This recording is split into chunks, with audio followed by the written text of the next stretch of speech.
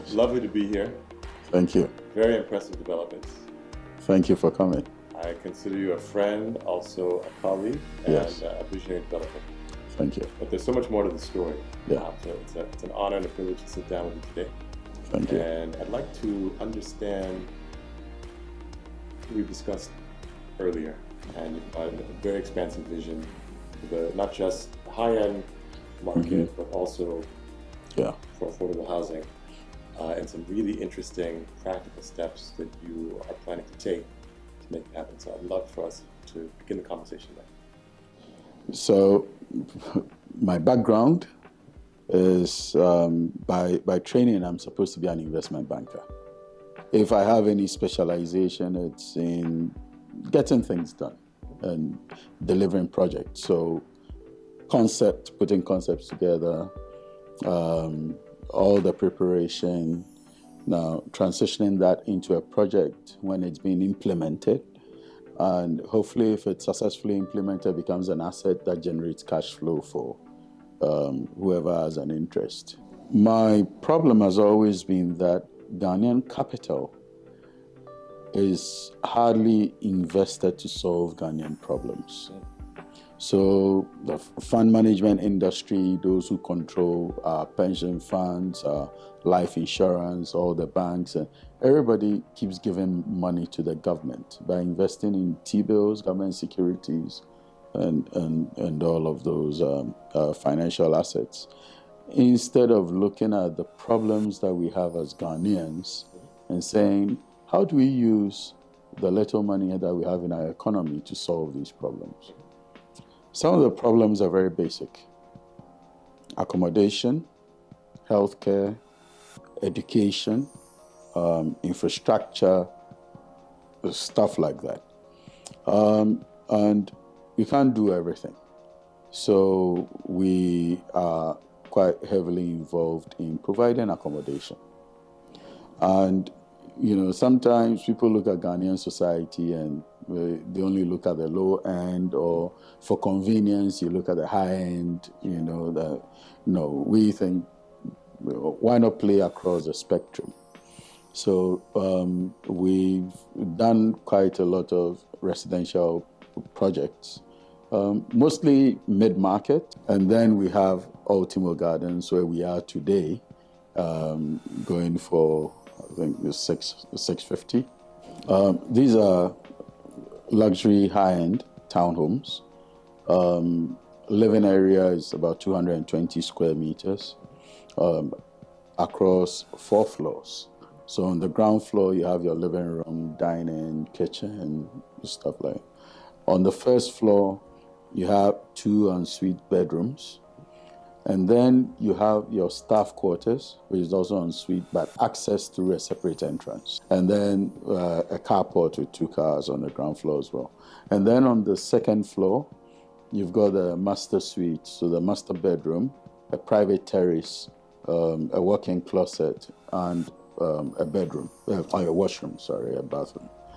And above that, there's a private rooftop bar. The concept we were going for was your own private little sky bar.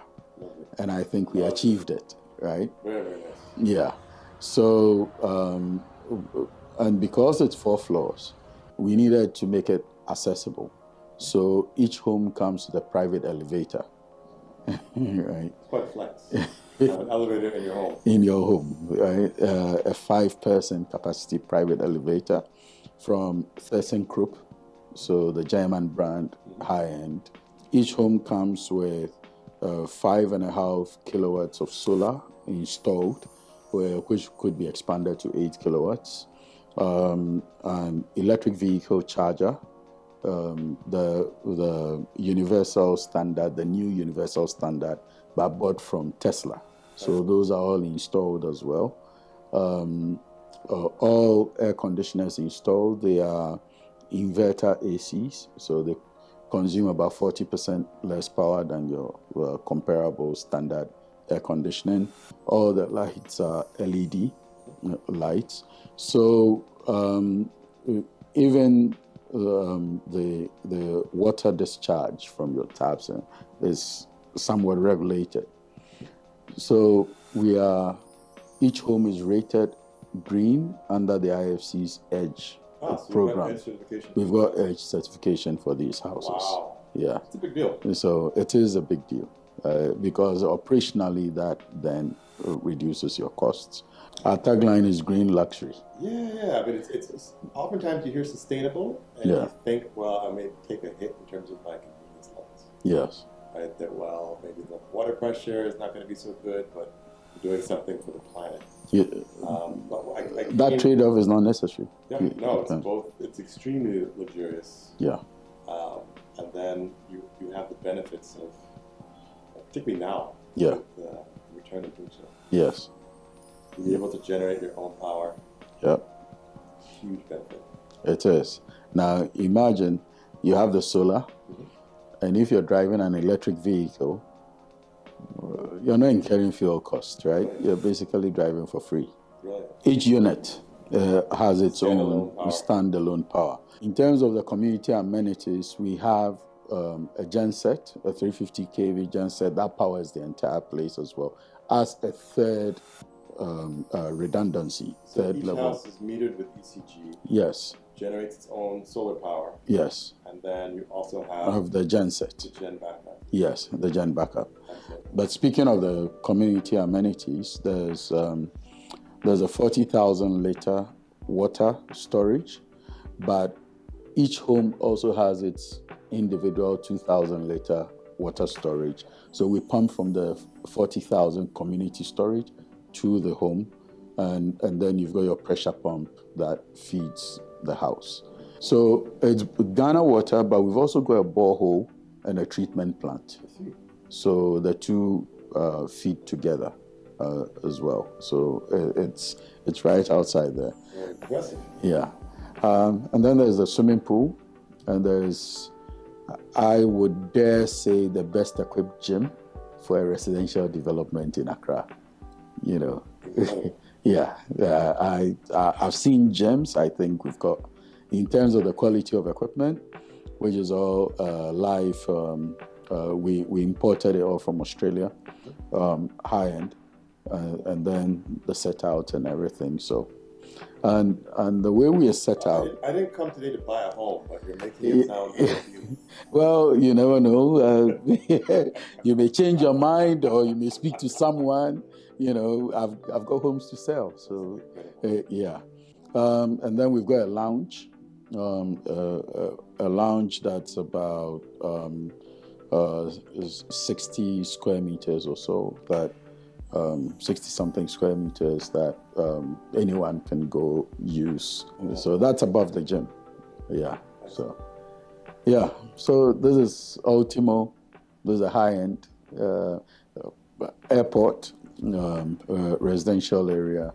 Yes, there are traffic situations, but at no point should it take you more than 10 minutes, even with traffic, to get to the airport. The finishing is very nice. Thank you. How are you achieving this level of quality? It's not easy in this market, given the skill level of the trades. Yeah. And then also in terms of your procurement. Yeah. Are you importing your items yourself, or are you buying on the market? No. For our high-end developments, we always buy local. Yes, our suppliers import, but we buy locally for a simple reason. Even while we're developing, we're continuously iterating, right, to deliver the best product that we can. But also, after we've delivered the house, if there is any problem at all, we like to be able to reach out to the vendor and say, hey, you delivered this thing, there's a problem with it, still under warranty, can't fix it. How are you financing these? You're operating across the campus. With equity, all from our own pockets. We have no choice. The banks won't lend, and if they do, it's too expensive. Ghanaian capital, solving Ghanaian problems. That's what we should be aiming for. So for a long time, I was advising on projects and trying to help raise money. And for the projects that were, feasible, we had to go outside Ghana to raise money. So I'm seeing you're pulling together sustainability and luxury in a development like Ultimo Gardens. Yes. and you seem to have the same agenda for the larger picture, where you're looking at impact Yes. and also strong returns. Yes. So the impact for us at the lower end of the market, right? It's simple. Ghana's economy has grown by more than 10 times over the past 20 years. It's driven by education, more specifically dual income families. They may not have $50,000 sitting down to just pay and buy a house today, but if you tell them pay the equivalent of $200 or $300 a month and build equity in your home, they will be able to. Absolutely. In more sensible jurisdictions, this problem is easily solved through mortgages. In Ghana, for a country of 33 million people, total mortgages written will be less than 5,000, right? Mortgages are not easily available. And when they are available, they are way too expensive. So all we are saying is, can we work out something, a structure that enables us to deliver a home and say to that dual income family or the young person who has a good job and getting onto the property ladder and say, pay us over a 10-year period and pay $300 a month equivalent, right? Or $200 a month, which may be significant at their current level in their career, but as they work, promoted, get salary increases over the years, it then dwindles as a share of their income, right? So it's a lot more comfortable. So they can't pay you $50,000, but they can pay you $300 a month. So yeah, I'm completely sold on this concept and idea. We're actually looking at something kind of similar. Yeah. It's an interesting model with a friend who finances, he basically buys housing contracts in Guinea. Yeah. And he's got a little debt fund. And he lives in California. He's a finance guy. He's not from West Africa. He's Indian American. Yeah. And they buy housing contracts in Guinea. Yeah. And his friends who are Peace Corps, ex-Peace Corps, they're all went to war. Yeah. And he just buys the housing contracts, the debt fund. He gives the investors a 9% return. And he buys the contracts from the developer at 12%. Yeah. So it achieves the result of financing the buyer, who's really financing the developer, to provide payment terms that are friendly to the buyers. Yeah. So I think that model that you're describing will be a complete game changer. Yeah. If we're a bit more intentional, we can provide decent accommodation to people. We can be structured in how the city develops and how we deliver infrastructure and help people to create livelihoods. Right? We should be able to do that, which then feeds into commercial activity and for the government tax revenue eventually. Right? So we need to be able to do all of these things. If developers like us are thinking properly, and if the capital markets will back our vision, because maybe to put it in simple terms, we need a bit more empathy. Because if you are the decision maker in a bank and you care where your officers live, then when I come and talk to you about delivering properties to them, you will listen and you'll be concerned, and it will resonate with you. So are you seeing an impact from your return with your real estate business?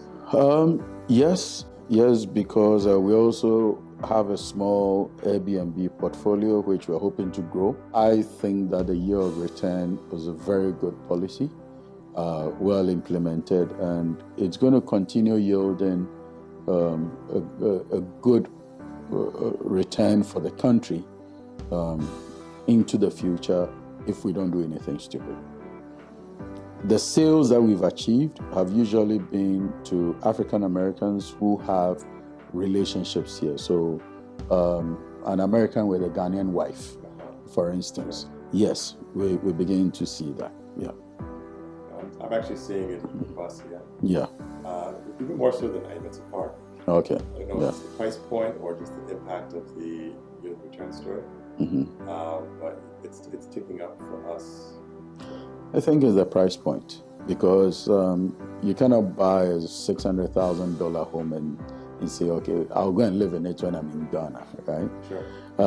250,000, you need to be looking at a relatively wealthy sort of. But 50,000, a lot more people can say, okay, let me buy it. It's a lockup, right? And for some, if you have a good local manager, then they say, okay, let me also earn some income, Airbnb, something while I'm not here, and whenever I'm coming, keep it vacant for me. So yes, that's also quite a common interest. Yeah. So yeah, we've taken a lot of your time today. Really appreciate you sitting down with us. I'd love to have a quick look around. Sure.